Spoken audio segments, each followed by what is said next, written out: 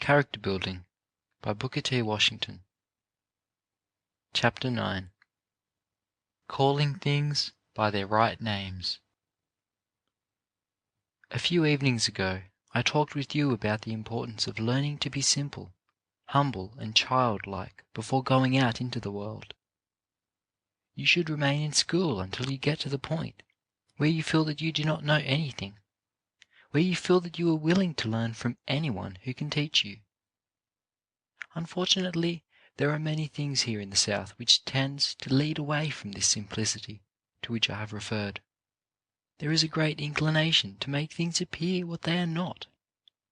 For example, take the schools. There is a great tendency to call schools by names which do not belong to them, and which do not correctly represent that which in reality exists. You will find the habit growing more prevalent every year, I fear, of calling a school a university, or a college, or an academy, or a high school. In fact, we seldom hear of a plain, common, public or graded school. We do ourselves no good when we yield to that temptation. If a school is a public school, call it one. But do not think that we gain anything by calling a little country school with 2 or 3 rooms and 1 or 2 teachers, where some of the students are studying the alphabet, a university. And still this is too often done throughout the South, as you know. No respect or confidence is gained by the practice, but, on the contrary, sensible people get disgusted with such false pretenses. When you go out into the world and meet with such cases as this, try to make the people see that it is a great deal better to call their small public school by a name which truly represents it than to call it a high school or an academy.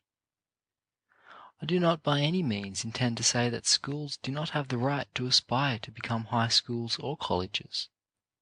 What I mean to say is that it is hurtful to the race to get into the habit of calling every little institution of learning that is opened a college or a university.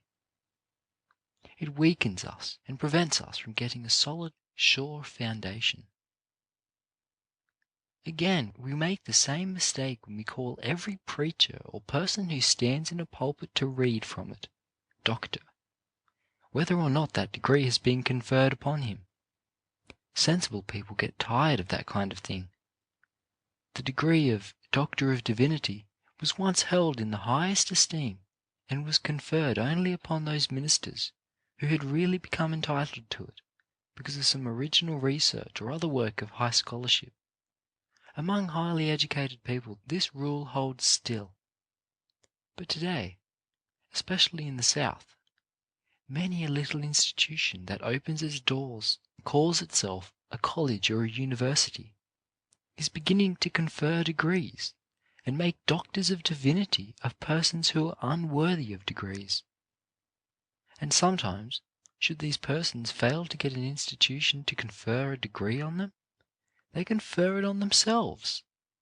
The habit is getting to be so common that in little towns the ministers are calling themselves doctors.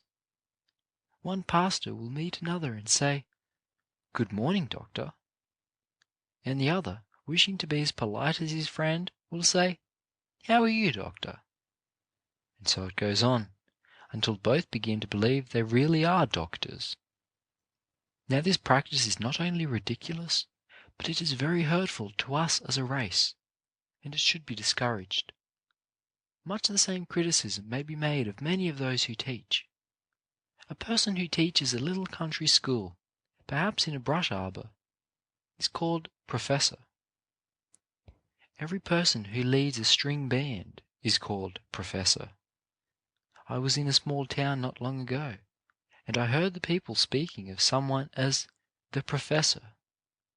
I was anxious to know who the professor was, so I waited a few minutes, and finally the professor came up, and I recognized him as a member of one of our preparatory classes.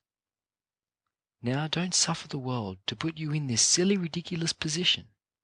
If people attempt to call you professor, or by any other title that is not yours, tell them that you are not a professor, that you are a simple mister.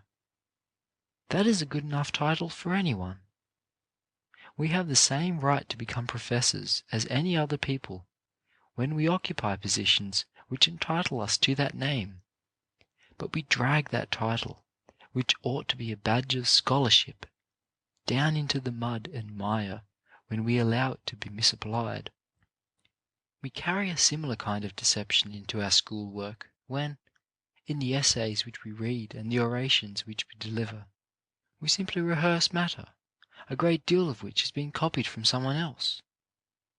Go into almost any church where there is one of the doctors of divinity to whom I have referred, and you will hear sermons copied out of books and pamphlets. The essays, the orations, the sermons that are not the productions of the people who pretend to write them, all come from this false foundation. Then there is another error to which I wish to call your attention. In many parts of the South, especially in the cities and towns, there are excellent public schools, well equipped in every way with apparatus and material, and provided with good, competent teachers. But in some cases these schools are crippled by reason of the fact that there are little denominational schools which deprive the public schools of their rightful attendance. If the schools can't be in the church of some particular denomination, it must be near it. In the average town, there may be the denominational school of the United Methodist Episcopal Church, of the Zion Church, of the Baptist Church, of the Wesleyan Methodist Church, and so on, all in different parts of the town. Instead of supporting one public school, provided at the expense of the town or city, there exists this little narrow denominational spirit, which is robbing these innocent children of their education. We want to say to such people as these, people who are content so to deprive their children and have them taught by some second-rate teacher, that they are wrong. We want you to let the people know that the great public school system of America is the nation's greatest glory, and that we do not help matters when we attempt to tear down the public school. Of course, it is the right and the duty of every denomination to erect its own theological seminaries and its colleges, where the special tenets of that denomination are taught to those who are preparing for its pulpit. But no one has a right to let this denominational spirit defeat the work of a public school to which all should be free to go. I have in mind a place where the coloured people have an excellent school, equal to that of the whites. I went through the building and found it supplied with unproved apparatus and capable teachers, and saw that first-class work was done there.